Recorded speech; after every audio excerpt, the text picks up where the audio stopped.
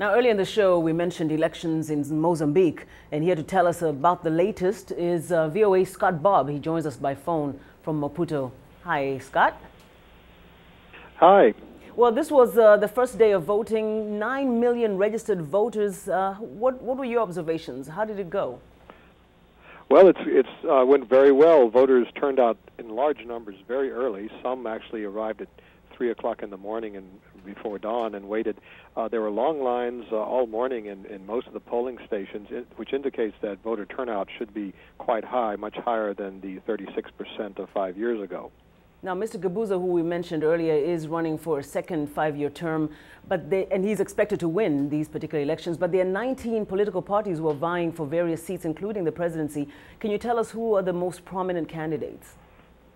Yes, most of the parties are very small and will probably disappear after the elections, but there are two now. There's the traditional opposition party, the Renamo, led by Afonso da Clama, which actually fought for the ruling Frelimo in a civil war for 16 years before reaching a peace agreement, and a new party, a splinter group from Renamo called the Mozambique Democratic Movement, led by Davi Simão, the mayor of Beira, the country's second city.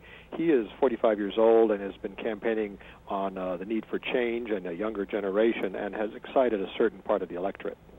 Now, you mentioned in a report that you filed that this is going to be the most important test for the political opposition parties. Can you elaborate on that?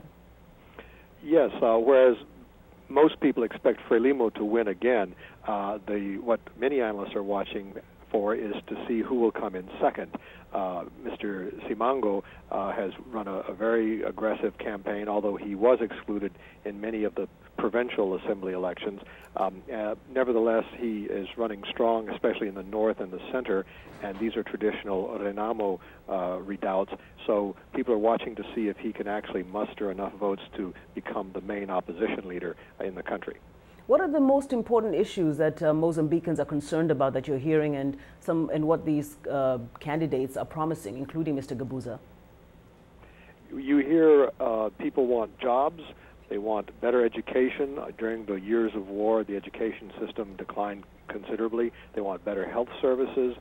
They're also talking about better infrastructure, roads and railways, and of course, they want to see more benefits from the economic progress that has been made in Mozambique in recent years. Scott, very briefly, we heard, of course, that Mr. Gabuza is likely to win again. Why? Has he been really strong during this period? The Frelimo, under his leadership, has made some important advances in reconstruction after the war, and Mozambique's economy has grown by an average of 8% per year in the past 10 years, though that has declined in the last year or two due to the global recession. So yes, there is some progress. Also, it just is the fact that the war lingers on in the minds of older Mozambicans, and the fact is that Frelimo was more popular. This is changing as the new generation comes along, however, and that's what's making this vote so interesting. Thank you so much. Scott Bobb joining us there from Maputo, Mozambique.